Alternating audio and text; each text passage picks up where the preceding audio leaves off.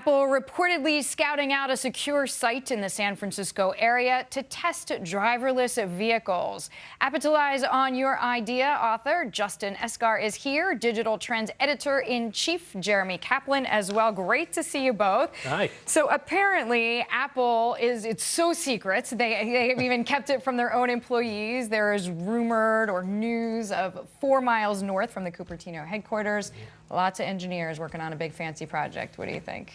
I am an Apple fanboy. Everyone knows I run an Apple consulting company. I'm all about Apple. I normally have my Apple Watch on, whatever. I really want this to happen. I would totally go get one, but at the same time, I kind of want Apple to stick to their bread and butter. Make good computers, make good phones. If they expand beyond that, who knows? But I'm all for it at the same time, so I'm a little torn. Well, the Guardian newspaper reports that this is called Project Titan, and to your point, Apple may be partnering with some other car companies. There's been lots of discussions. Almost every other big car company, apparently, Tim Cook has held meetings with. Yeah, they've been rumored to be working with BMW. Look, I think there's a germ of truth in this. They have people that are working on cars. They have a product, too. It's called CarPlay.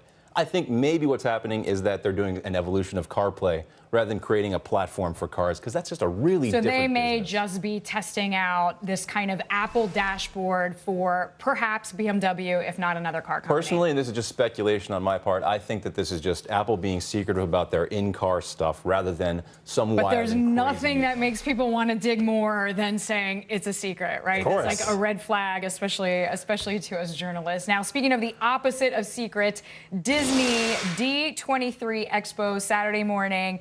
8,000 fans gathering, standing ovations. This is crazy. Is Disney trumping Apple as far as live events go? Possibly, but the thing is they have so many great titles under their name that it's really easy for them to be able to do that, right? They own Marvel and they now own Star Wars, which I'm sure we'll talk about, and they're gonna build that new Star Wars park, and they own Kingdom Hearts, all these things. It's really easy for them to get people psyched about their upcoming products. Well, so Star Wars, The Force Awakens, there you go. I got it in there. Director J.J. Abrams. I mean, this is like the coolest of the cool, right? I couldn't be more excited for more Star Wars to come out. Oh my God, it's going to be the greatest thing ever. That's all I can say. It's not surprising that D23 is so big. Okay, and I mean, saying essentially there's going to be new theme parks added based around this. I mean, this isn't just like, hey, we're going to print off some extra stickers. And we were talking for the about this kids before. at the movies. Why wasn't there already a theme park? How Right. much do we love this stuff? Yeah. I mean, they've been slow to roll those out, but yeah, Star Wars, we were talking about earlier that they've had the Indiana Jones park at one Universal. of the Universal, but like they need that Star Wars park now, and I would immediately Well, I buy keep tickets. going back to when Disney bought Lucasfilms for $4 billion, and everybody's like, they overpaid. And now it seems not so much, right? They're fully developing this idea. Speaking of developing ideas, Target expanding its curbside pickup to New York and New Jersey. I actually spoke with the CEO of Curbside. Here's what he told me. Curbside is free, provides instant on-demand commerce, has it ready for you as you go and you swing by the store and pick it up. We meet you out front, so our technology alerts folks at the store that you're coming, and you just drive by, it's in your trunk, and you're off and on your way. So here we are, the get it now economy coming to Target.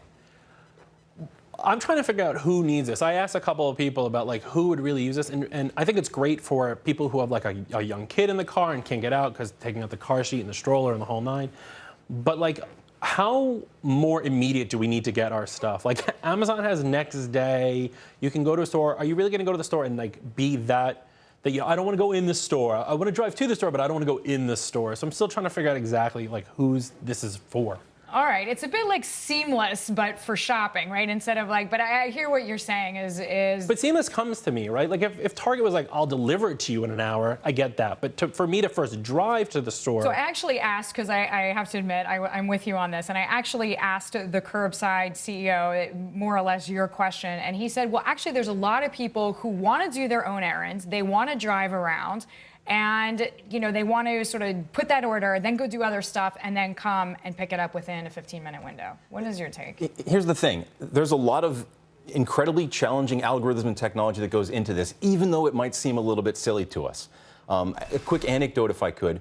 When they were first working on harvesting bananas, there was a challenge getting bananas from the fields and onto the boat. And they invented a form of shortwave radio in order to facilitate that so the bananas would get there ripely.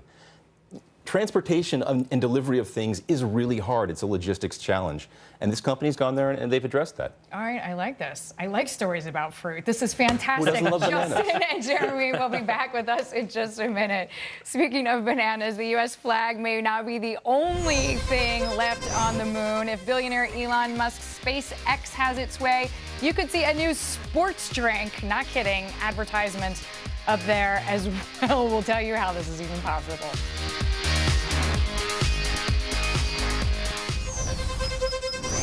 A Japanese drink maker set to become the first company to advertise on the moon. When SpaceX or another lands a rover on the moon next year, it is going to bring a can of Pocari Sweat.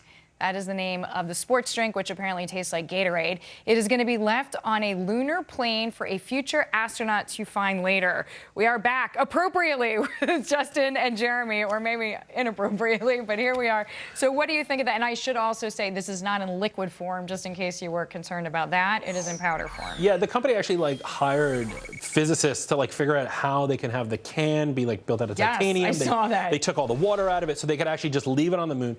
Their thing is that they want to have future generations become astronauts and go up there and then someone rehydrate it and drink it, which is great in concept, but leave it to a company in Japan to come up with something like that. But it's also, I guess, advertising is very lightly regulated on the moon. Well, the thing is we don't have any real regulations because it's only been the U.S. that's been going up there and we haven't done it in decades and there's no real issue. And then all of a sudden now there really is an issue. We've actually already polluted the moon to a great extent with leftover rovers and leftover trash and whatnot. This is the first intentional thing we're bringing up there and dropping off. It seems weird to me. It seems extraordinarily weird, but at the very least, this company, this Japanese sports drink company, is already getting tons of publicity. So whether they do it or whether they don't do it, we now all know Pocari Sweat. Yeah. Which looks like sweat, apparently. I can't Tastes wait. like Gatorade, looks like sweat. Can't wait to Tastes chug like a bottle chicken. of You that. just keep I'm not going. drinking sweat.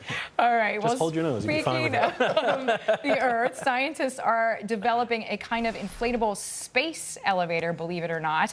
So astronauts ascending 12 miles, if this works, into the stratosphere before taking off. It feels like essentially you become part of a pinball machine and you're the ball, I guess is the idea. I hate heights, so this is for definitely you. not for me. Okay. But I've been thinking about this for a while. First off, this idea came up in the 1800s. How do we get up that high? I feel bad for the guy who has got to climb the ladder to go fix something up there, at an amusement park. Okay, Jeremy. I disagree. I love the concept. It has been around for a while. They just haven't done it right. If you think about it, you swing a tennis ball around on a string and it just stays out there. That's what's going on here. It seems really, really easy. We just need to find a way to do it. And you If think it's it an is inflatable thing, fine. worthwhile doing it? And we could save billions of dollars on fuel to get up there. Okay, because I'm reading something here that says it's unfeasible so far because no material exists that could support itself at such height. And So we they've just talked saw a about comparison. nanomaterials that could maybe do it. I think technology is getting us there. Science is getting us there. And there's a real reason for it eventually. I mean, they say it takes 1.3 million foot-pounds of thrust to get off the ground, and that's a lot of fuel.